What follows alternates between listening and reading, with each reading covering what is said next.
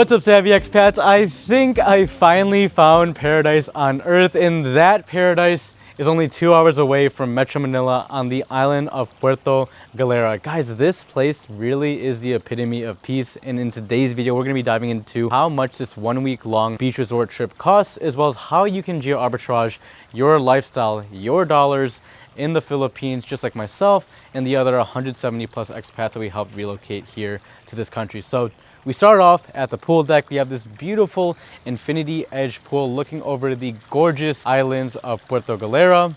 The waters are turquoise green. It's absolutely gorgeous. And let's dive a little bit deeper into these costs. So the first cost was the boat to get here. That's really nice because you're very secluded. It's very serene, very quiet, and very peaceful. And it's a very good way to recharge, which is exactly what me and my business partner Barry are doing in this video. So the first cost was a private boat. That was roughly around 12,000 pesos, or in dollars, $196 for that. As far as the rooms that we reserved, we booked out 2 rooms, which I'm going to show you guys right now. So as far as the rooms goes, we have a 2-bedroom suite because I'm with my family, and then also Barry is with his girl. And the 2-bedroom suite costs for 7 days is 49,000 pesos, or in dollars, $816. I think for 7 days in a quiet beach resort like this, where we basically have the whole resort to ourselves right now, that is a pretty good deal. As you can see, like, you really can't beat views like this.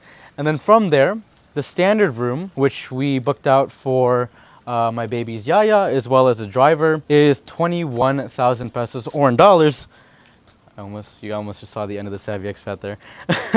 In dollars is roughly $350. So we add up the rooms itself, $816 for the 2-bedroom standard suite, $350 for the standard room, which is booked out for our yaya and our driver. That in total is $1,100 for 7 days. Again, this place is so private that it just feels like you're on your own island. And that's the best part about it. Another thing that I didn't mention is that my girl's aunt owns this resort. So she's giving us a sweet discount. This is why we keep coming back here. We're getting a 15% discount, so that cost will be even lower. And if we're talking the total cost, including the boat to get here, that's roughly around $1,300 for 7 days. Guys, not bad. I remember back in the States when me and my family would plan out trips, like, it takes weeks of planning and just making sure that the budget is on point, because it's a lot more expensive in the US than it is here in the Philippines. And I think, in my opinion, that really is the definition of being able to geo arbitrage your dollars. Your dollars finally gets you in the Philippines what it was always meant to get you, which is flexibility, a good lifestyle, and actually buying back peace and time with the family. That's what we see time and time again with our expats. For example, Joe and Andrea, one of the expats that we helped relocate here to the Philippines, specifically to Makati, they're coming out here with their 17-year-old son. And back in the States, of course, Joe is very busy, and he's still busy here in the Philippines. He runs his own law firm practice. He's a corporate M&A lawyer. With that kind of busy lifestyle, they were able to buy their time back because they're able to hire house help, which the house help are very appreciative of Joe and Andrea. And they're also able to travel around to different islands, and they're able to travel to Tagaytay and go golfing. So to be able to buy that sort of peace of mind, that time with your family back, in my opinion, that really is priceless, and that's exactly what we're doing for these 7 days while here. Within the past 2 weeks, we've had around 12 expat client arrivals, and so you can imagine it has been a very busy 12 weeks, but literally the same morning of Saturday, we came out here on Monday. We were just like, all right, we need to enjoy time with each other, with family. On a whim, we're just like, okay, book the resort in Puerto Galera for 7 days, and we're gonna recharge. We're still working on the trip, but that is just like the kind of flexibility you get in the Philippines. To be able to do spontaneous trips like this in the States, it costs a lot more, and you'd have to reserve in advance to get a better price range. Your dollars in the States, as we all know, does not go as far as it does here in the Philippines, and that's a beautiful part, because your life is bought back to you, being able to geo arbitrage your dollars from a 62 peso to $1 exchange rate. So it's perfect. So here we are. This is a little kitchen area. Excuse the mess. And as you can see, like, the room is not extravagant whatsoever. I mean, it's a very simple room. We have the living room right over here, and that also connects to the dining table on this side. But if we could switch angles here, it's not about the room, because we only come here to basically lay our head down, and as soon as we wake up, we're out on the beach and we're by the pool. This is So beautiful, guys. I mean, the room, like I mentioned, is just like a simple Filipino style Bahay Kubo, but like a nicer, upgraded version. But you don't need anything extravagant because you're going to be outside the entire time. And for what they're charging for the rooms at this resort, I think it's very, very reasonable. Here we have a nice bed right here. Again, we have a view of the water straight from the bed, as well as a balcony.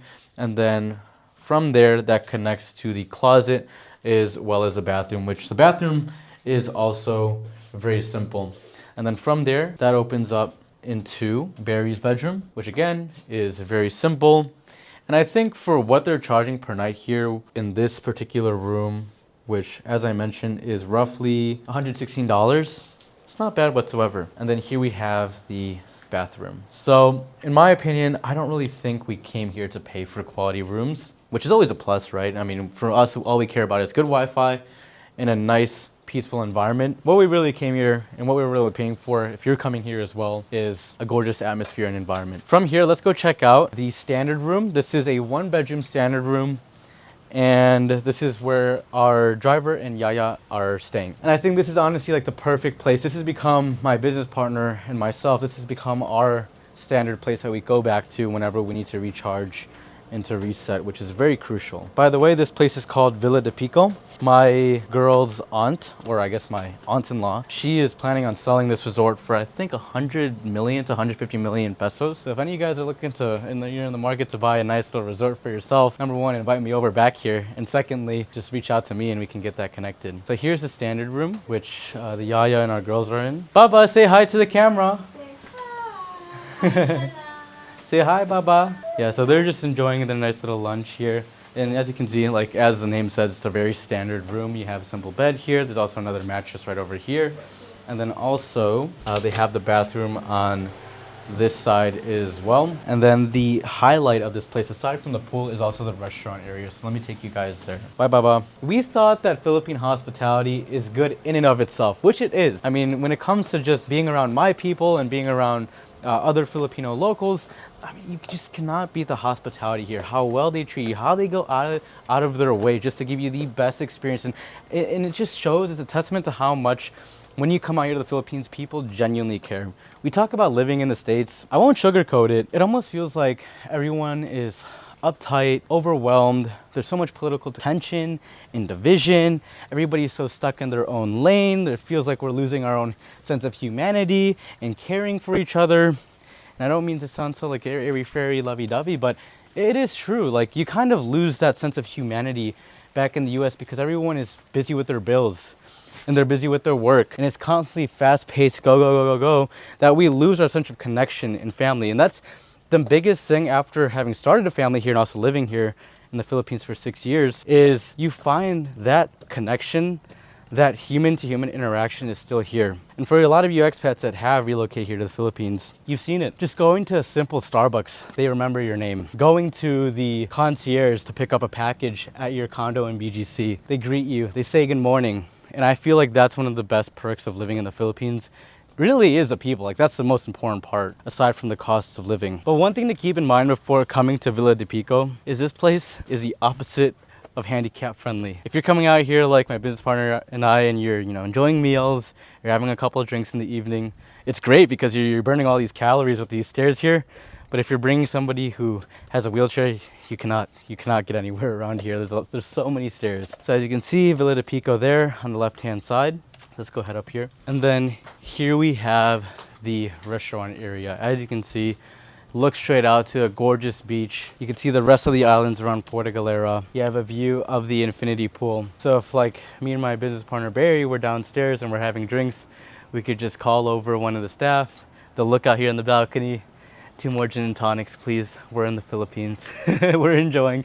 And then here we have the 10-person dining table. Last time we were here, we brought our staff. We did a team retreat, and it was just an amazing experience. And again, like as you notice from like the furnishings, even if you look at the woven wooden ceilings, you look at the quality of these chairs, which is made from Nara wood, from the Philippine national tree. Everything here feels so authentic to the Philippines. You could go 2 routes if you're trying to geo-arbitrage your dollars and you have a budget to spend here. You could either be in like a luxurious sort of home or Airbnb. You could be at a luxurious hotel, maybe in Tagaytay like Twin Lakes, which looks beautiful, or you can have an authentic Philippine experience like this, which if you're going out to the islands and you're going out to the province, I think that's honestly better. Especially if you're living in BGC, you get like the whole westernization look and everything looks like you're in the States, but if you're gonna go to the province, you might as well get the, authentic experience.